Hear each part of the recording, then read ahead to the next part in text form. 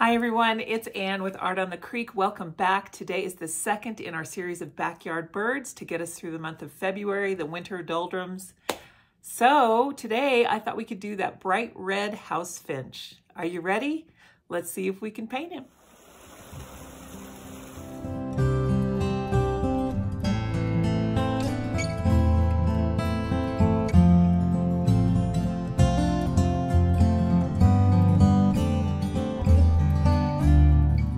I'm taking a bit of a risk today. I have an open cup of coffee.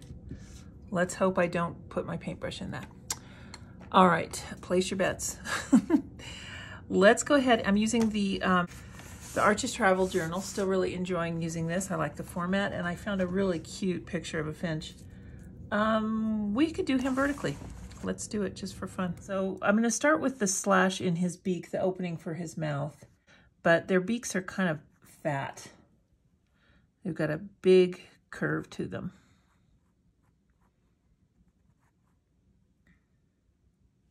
So, and the other reason I like this photo is it's got some interesting bokeh effect on it. And I thought maybe we could play with that again. We did some of that at Christmas time, but it's been a while, and I thought I could show you ways to use it that don't necessarily have to do with the holiday. I'm going to fast forward and skip ahead through this drawing a little bit, but I do want to give you a bit of encouragement and advice if you are not accustomed to drawing.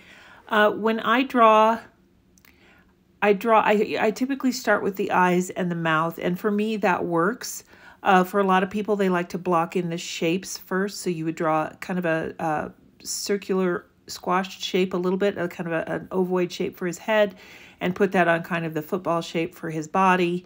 And add the rectangular guide for the tail. You can certainly draw that way. I didn't learn to draw that way. I learned to draw more just by looking at features and getting those down. So I do know how to draw the blocking in way, but that's actually more difficult for me. It might be easier for you. I am not going to put a line drawing here, but I will put in the description, rather, I won't put a line drawing, a PDF to trace, but I will put a link to the photo.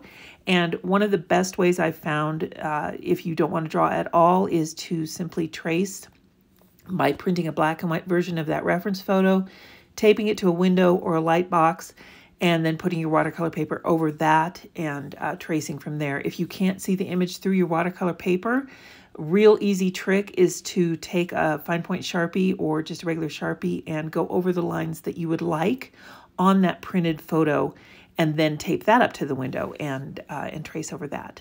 So let's jump back in here and see where we're at. Now let's do, I'm using my my studio paints here. I just call my studio paints. They are a mix of M. Graham, Daniel Smith. That's number 10. Number 10 will work. Let me go in here. Let's go in with a number 10 Princeton Neptune. And I've got it taped off. I'm just going to get the background wet everywhere but where the bird is. But let's do some bokeh effect back here just with some lifting. And on this one, on our chickadee, the background had a lot more gray in it. This one, to me, looks like it's lending a little bit more blue. So I kind of like that. I like that little possibility of maybe using ultramarine or Payne's gray in here. So let's think about that. Now that I've got an even level of wetness on that background, I am starting on the left upper corner there and just dabbing in some Payne's gray. That is wet into wet. And now I'm adding some ultramarine blue. That ultramarine is going to granulate so nicely and give a lot of texture to our background. So I really like that. And now just with my wet brush, I'm going to go around and just kind of meld those colors together, and there the tape is coming up. I think I've got some old washi tape, so I am trying to use it up. It does lose its tackiness after a while. I bought a bunch of rolls at one time, and I really need to use them up, so I'm going to be taping a lot of edges off. You'll see I tipped the journal up there to let the paint run as it will, and now I've got just some more water. It doesn't have to be very clean this time. Going across the bottom there, and then we'll add just a little bit more pigment there as well. And then I made a little blot there on the branch, and I wanted to clean that up. So at any rate, I'm just making sure that this is wet everywhere it needs to be, and then we'll add the remainder of the the pigment into that background. I'm focusing mainly on the bottom half using the ultramarine blue, but I did want to get a touch of that Payne's gray over on the left so that it matches the value of what's going to be directly above it on the branch. So let's come back in when we're working on the bokeh. Now for this bokeh method that I'm going to show you, you want to make sure it's completely dry, so I am using a heat tool here.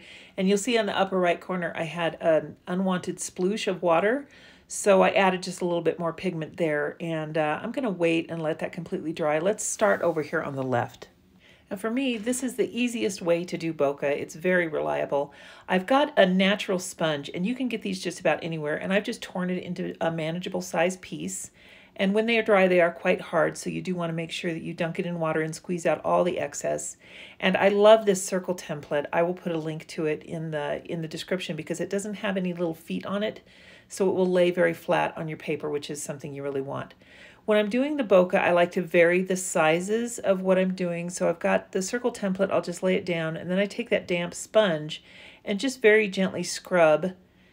You're just not even really scrubbing, it's just agitating the pigment underneath it there. It's such a light pressure because you don't want to lift up the texture of the paper at all. You just want to go very lightly.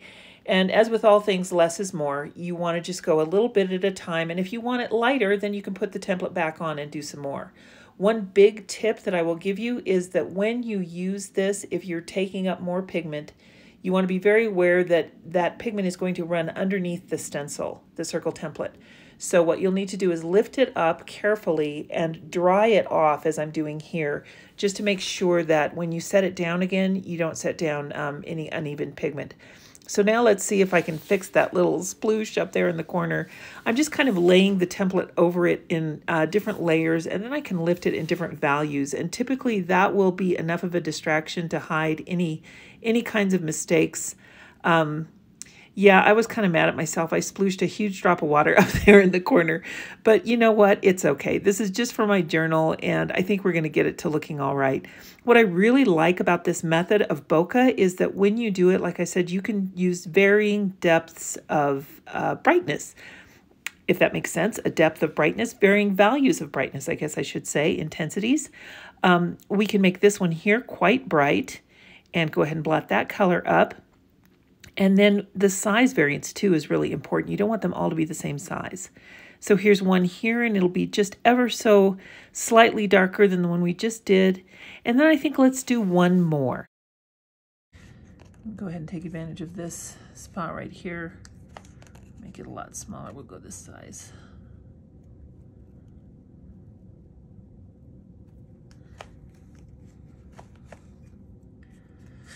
All right, for now, that's all I want to do there. I'll leave that out though because I might change my mind. Now let's move to a smaller brush. I think I'm going to use my number 8. And what I'm going to do first is get started on his red head now. Potter's Pink is a really fun color because it granulates so well. And I think that'll give us a nice effect on the bird feathers. So let's try the Potter's Pink first. Potter's Pink is one of those colors that if you don't have it yet, I really recommend that you get some. It's just so fun to work with. I love painting animals, and I use it a lot because it's so naturally, wonderfully granulating that it lends to a lot of texture that you just really would have to work very hard with a brush to get. You can see that granulation already appearing there as I'm laying this color down. I love the shade of it, number 1, because it's such a natural red. The one I have, I can't remember if I told you, is Daniel Smith. Many brands make it. This one I really like. You saw me spray it with water beforehand. It does need a little bit of time to reactivate in order to use it. But you know, I think it's the neatest color because it's got that brownish pink that is just such a natural color for animals. I use it on dog noses, inside mouse ears, anything like that. And now I'm going in with some buff titanium, which is another fun color that I think you should add if you don't have it already. I don't mean to send you shopping, but these are just really fun colors that I just really think have augmented this palette that I use in my studio all the time, and I'm so happy that I've added them in there. Buff titanium is semi-opaque, and the one that I use is Daniel Smith, but it is the perfect color for birds, and I use it in a lot of rocks. If you mix it with some colors too, you can get some really neat muted pastels. So it is another pigment to add to your palette that's really going to give you a lot more leeway to create some really interesting effects. So let's see where we're at with this now. What I'm going to do here is just tap in those breast feathers. And can you see how, since our paper is just a little bit damp, I'm going wet into damp here. The paint, meaning the paint is wetter than what I've got going on the surface. This will help us to just kind of make those feathers just nice and soft. And we're going to do the same thing with this same brown up here on the back. Let's splay our bristles out as we've done before, and just kind of come in like this, leaving some space, putting some of those feathers out beyond his shoulder there into the background. And we'll come in a little bit here on his neck. And I'm going to turn this around and we'll go in on the top of his head here as well. And this is again with that burnt umber and Payne's gray mix. Almost gave him curls. Okay. Now I've got another little bit of dark right over in here. Not trying to be too realistic, but I definitely want to get his colorations down.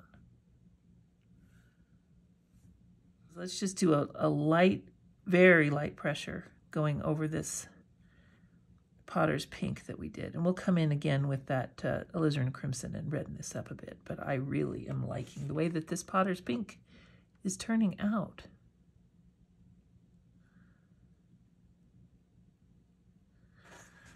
There, and little things like this where you miss, we're not going to worry about that. Because what we can do is I'm going to go into that ultramarine blue, and we're just going to agitate that just a little. And I'll get my brush wet again and kind of blot it around. Today I was apparently kind of accident prone when I was painting this bird. But you know, that's the great thing about watercolor. It can be very forgiving if you catch things soon enough and your pigment isn't staining. So 9 times out of 10, you'll definitely be able to correct some little oopses that happen along the way. Now I've gone back into that Payne's gray and burnt umber mix, and I've just concentrated it, a little bit more towards the Payne's gray. It's not pure Payne's gray, but it does have a little bit more of it than in the shoulder feathers and the breast feathers that we just did. So what I'm doing is I'm painting in those wing feathers, kind of using just a touch of negative painting along the tops there to meld it into the shoulder, and we'll go back in and do that again later at the end. But for now, I just want to get the base of these colors of the feathers down for our first layer. And we want to be sure and leave that space of the buff titanium to show through, because that will serve as the edges of the dark feathers on his wings. And on his tail, we're going to use more of a concentration of Payne's gray on my brush. And I'm doing that base of the tail that is underneath his wing. And now I'm going to rinse my brush. And just with a wet brush, I'm going to pull that pigment down over these tail feathers. This technique of softening the edge whenever you lay down some pigment on top of, when you go in wet on dry, you come back in with a damp brush and move that pigment around a little bit, and then I'm adding just a touch more here. I have found that this technique is one that I use almost every single time I paint. It definitely lends to some beautiful, soft, delicate shading, which is exactly what I wanted to do on these tail feathers, because that will help me define them as kind of curved, a little bit rounded, and make our bird look a little bit more real, even though I am certainly not going for realism here. Now let's, with a very clean water on your brush and a very light pressure, we'll go back in and re-wet the front of the bird. And now I'm back in that mix of burnt umber and Payne's gray. And we've splayed out the bristles on the brush again. And now I'm adding just very thin feathers going over the first layer we did there of the dark feathers, leaving that space so the buff titanium still shows through. And these feathers are going to be very soft because we're going in wet on wet. And now this portion here will be wet on dry. We're just going to go add another layer in over these shoulder feathers so that we can give them some depth and dimension as well. He does have these really dark feathers coming out from his eye. And I've got the brush straight up and down, so you may not be able to see what I'm doing, but I'm using the very tip of my brush. This one has a really good point. If you don't have a brush that has a good point, you could go to a much smaller brush. But I'm using this, this is still a Princeton Neptune number 8 round, and it really does have a good point to it. And I'm just going in here and just kind of filling in these dark parts where I see them. Get more Payne's gray on there, I think. When you go in with layers like this with watercolor, that's one of the things that just makes it so wonderful and easy to use, because you're using transparent pigments, so the pigments that you've already put down are going to show through. Now let's just take a minute here and get his eye in. I'm using a very tip of this number 8 round. You could certainly do a smaller brush, and that takes a little bit of practice. If you feel that you're not there yet, don't worry. You can just fill the whole thing in entirely with the dark pigment, the Payne's gray, and then go back in later with a little white gel pen or some bleed proof white and add the highlight in. That does take practice to be able to leave that white space. So don't worry about it if you can't do that all at once. What I'm doing now is I'm going in over that Potter's Pink with some alizarin crimson to kind of add that depth and fluffiness to the feathers around his neck. And then now I'm going to add just a little bit of warmth to that alizarin crimson. And let's take a look at that and see what that looks like here. And I'm going to use the very point of my brush again, and let's just get some of these warmer red feathers. You can splay out the bristles of your brush, or you can use a very fine tip to do this. But I just want to warm up this front portion here. Another way you can warm things up if you don't have a scarlet, let me show you. I think it's looks like orange, but sometimes cadmium red light will look like that. Or you could use a yellow to mix with it, and that would help to warm it up a little bit.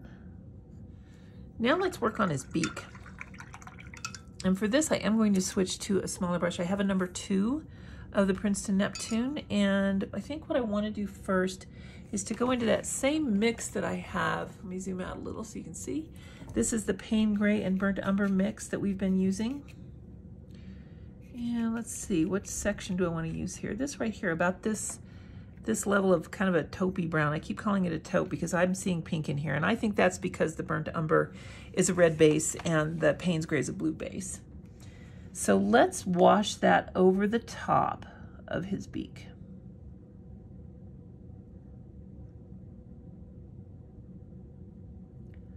Like so.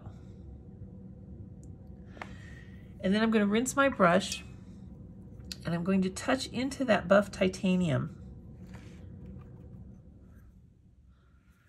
And I'm going to put that on the bottom. Now you want to leave space between the top and the bottom of the beak because you don't want those colors to blend together. Not yet.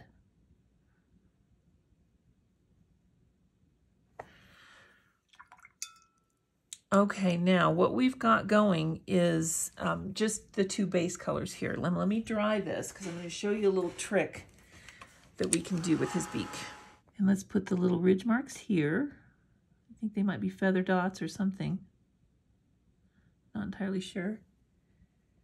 And then he does have just above that line, that's where the beak has its line. So we're just going to do that right there. And then it's a little bit darker on the tip. I'm just looking for all of the dark portions on the beak. And he does have a stripe of darkness right here. And just a little bit down here. So first I want to deal with that lower portion that I just did while it's wet. I've just rinsed off my brush, it's wet, and now I'm going to agitate that and blend it out just a little.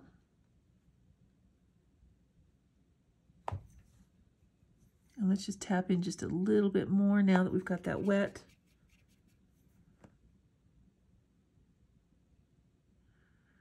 There we go. That's giving that a nice mottled look. And then for the top, since I don't really want this to be a harsh line, we're going to do the same thing. Get our brush wet. And we're blending that, trying to keep the shaded part down here. And you might have to add more pigment. That's what I'm having to do here. I took too much up. But that's okay. It's just kind of a matter of fine-tuning. I'm trying to pick up some richer pigment from my palette here and get this placed into the wetness. There we go. Bring the lower beak up there a little. And then we're going to dry that off too, right there. And he has a really interesting highlight on the top of his beak. So let's try this. Got the number 2 round. It's wet. I've blotted it off on a towel. And now I'm going to come in and just agitate this crest of his beak by lightly just painting in a straight line. And then I'll come in with a dry paper towel and blot that up. And hopefully you can see that this is creating a highlight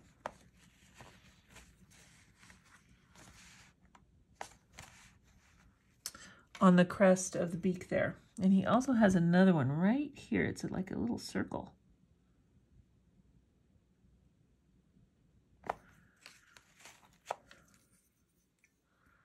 Get my brush wet again, dry it off. Get that circle in, blot it, and let's do this crest just one more time. And if it comes out that those highlights just aren't quite as nice as you would like, which I think is happening to mine, I'm going to show you a trick that you can do with a gel pen. This is just a white gel pen. I'm just going to tap it in very lightly. And then with your finger, just lift it off.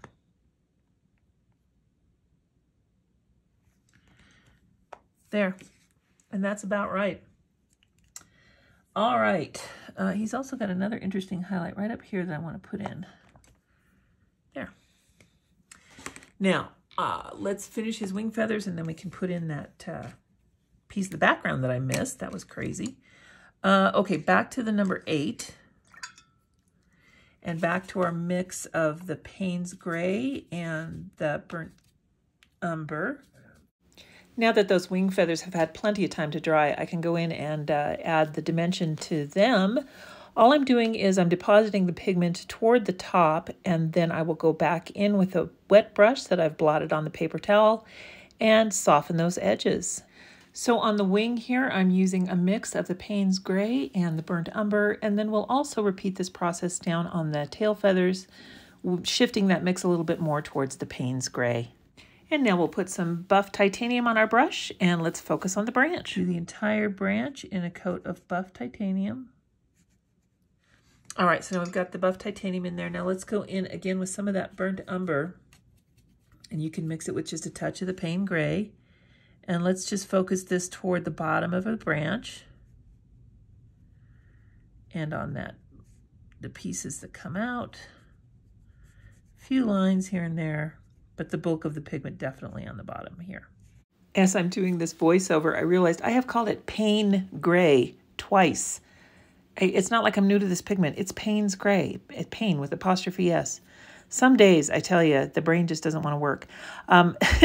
Focusing that pigment on the bottom, and that'll help create a natural curve, a shadow in the branch for us. And now I'm going in and adding some olive green. That's an M. Graham color.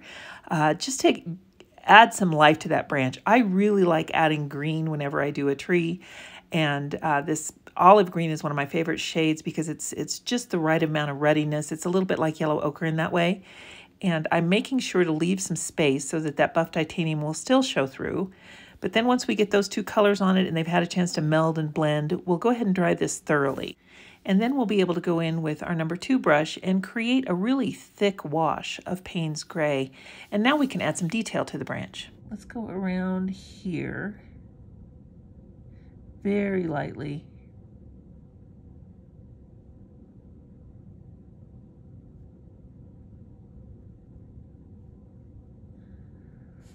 Kind of putting in a little bit of bark lines. Whenever I do detail on tree branches, I want to make sure that my brush is held against the paper very loosely. I let the texture of the paper pull the brush. And if you look closely, I think you can really see that here as I pull it to the left across the bottom. You can see the tip of the brush is really dragging across the surface of the paper. And what that does is it enables you to use your paper to your advantage, because it will give you an uneven line and it will allow for a much more realistic looking branch. And again, with the caveat that I'm not a realistic painter, but it does add some very nice detail. And now I'm going in with some dry brush technique, which I absolutely love to use. This is again with that fairly thick Payne's Gray. I've added just a touch of water to it, and I hold my brush kind of horizontally against the paper and run that belly of the brush across the very peaks of those bumps that are on the paper. And that just adds some nice speckles to the branch. And now I've just got a thin wash of the straight burnt umber, and I'm going to add that to the portions of the little twigs there that have been cut off the top. And that ought to give that a little bit better kind of a look.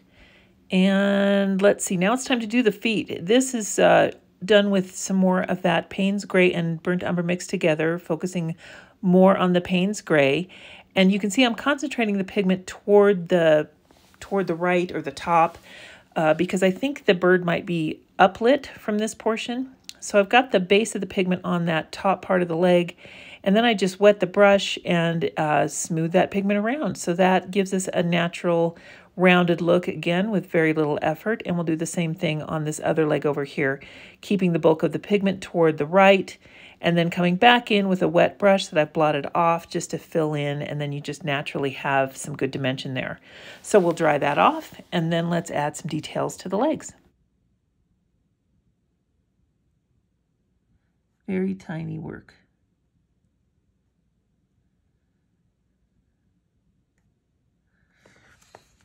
And again, in the Payne's Gray, we want to give him a claw that is coming out here and holding on to the tree. There we go. And we'll do the same thing on this foot. Now, the one thing that we need to do is to add a little bit of shadow to the branch where he is, because he would definitely be casting a shadow. So I'm taking the Payne's Gray and I'm mixing in some of this ultramarine. So we have a mix about like so, fairly thin. And we're going to put a wash here, all over this stump here.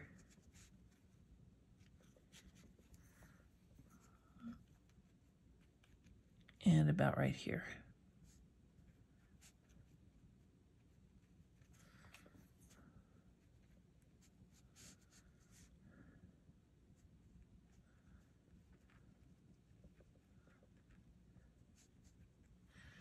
There. And very carefully put a ring of this around his eye.